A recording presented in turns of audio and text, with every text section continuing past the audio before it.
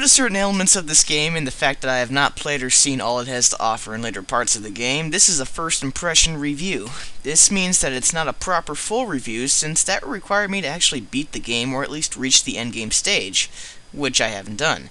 This also means that opinions and the like or dislike of this game is very suspect to change should the game or its developers change things in the right or wrong direction in the future. You have been warned and advised.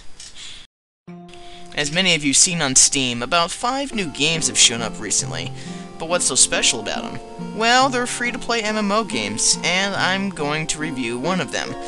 This is Spiral Knights, a free-to-play MMO action RPG from Sega and developer 3 Rings, who you might remember making a certain game called Puzzle Pirates. Spiral Knights is an action-based RPG in the style of the top-down Legend of Zelda-ish style gameplay. You play as one of the many Spiral Knights who are on an alien world inhabited by tall creatures called Strangers and little cute helicopter birds called Snipes. Also populating the world, or rather the inside of it, is the Clockworks and its monsters. A strange world beneath the surface that is constantly changing and emitting a strong energy source that the Spiral Knights want to find, examine, and probably harness for some reason. The gameplay is, as I said, similar to top-down Legend of Zelda style gameplay, from slashing your sword, cutting bushes, throwing pots, and solving environmental puzzles to progress deeper into the Clockworks dungeon. Your knight doesn't level up in this game, and your sole source of ass-kickery is based on your equipment. Your gear levels up as you collect heat from downed enemies. As of this review, the current level for all weapons is a max level of 10, and I'm unsure if later tiers of the gear exceed this level. Now I'm going to make this simple and point out the good things about Spiral Knights. The game is fun. Getting 4 of your pals, or random people if you're a lonely person, and running through a dungeon is pretty damn fun as you coordinate attacks and often corner stomp weak enemies in a fury of attacks. Loot is divided equally among everyone, so if someone gets 1 coin, everyone else is going to get 1 coin as well. And this also goes for the mineral crystals found in the dungeon. More on this later. If someone grabs an item, it goes to a random party member. This is to prevent people from hogging all the loot in one stage. The music is also great to listen to. The Spiral Knights themes, from the beginning of the town to the dungeons below, all have a strange mix of charm and yet a doomed feel to them. The Haven's theme, which is the main town, while peaceful, has a strange ominous tone in the back that makes it seem like bad shit's going to happen in the future. Other themes, such as the battle theme, get battles revved up with classic 8-bit tones thrown into actual instrumental sound, while the boss theme hammers down the feeling of, oh crap, it's a boss, using pipe organs and violins to convey the feeling. Pretty much in a nutshell, the music is very good to listen to, and something you don't really get tired of as you keep playing the game. Speaking of bosses, so far I've encountered only 1 boss as of this review, and that's apparently the Tier 1 boss, Snorlax, which I'm probably pronouncing wrong. This is a really hard boss for the first boss of the game. It's completely invincible to all forms of attack and can only be harmed when it's stunned by ringing the bell in the center of the arena when he's near it. This requires teams to work together with someone watching the bell for the right time to stun Snorlax while the others start wailing on him before he regains invincible mode again. This is the first boss, and if it's any indication, the future bosses can only be more intense, or at least I hope they would be. Now for the problems of the game. The energy system is the greatest problem of this game.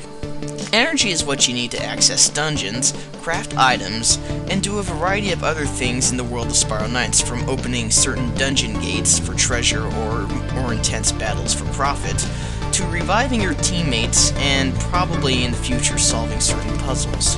Though this is uncertain because I haven't reached that point in the game, so you can ignore that last one. You're given a mist tank that regenerates mist energy over real-life time, exactly 13.5 minutes for 1 unit restored. It takes about 22 hours of real-life time to restore your mist tank from 0 to 100. Now, to compensate for this obvious restriction in gameplay, there's crystal energy that you can buy with real-life money or the in-game money crowns. The market for buying crystal energy is with in-game money is player controlled, so the price fluctuates pretty much every day, which means if players start acting like complete noobs playing Racketeer, expect capitalism ho to happen, with prices jacking up. Expect to only play this game once a day for an hour should the price of crystal energy be obscenely high. Unless you somehow get enough money in the dungeon, or you cough up real money to continue playing. Thankfully, at the posting of this review, the price has been stabilized to about 3,400 crowns, which you can easily earn by going through a Tier 1 dungeon run, and perhaps a little more if you didn't happen to get that much. Spiral Knights is a fun MMORPG that I personally can't stop playing. It's just fun to play, and even better when playing with friends instead of random people. The downside to this game is that the energy system limits your gameplay hardcore, as energy is used for everything. This means that if you don't manage your resources and money wisely at the start of the game, you may end up playing the game once a day for about an hour, as I stated earlier. Now about those energy crystals. These allow you to customize levels and earn you a little bit of extra money.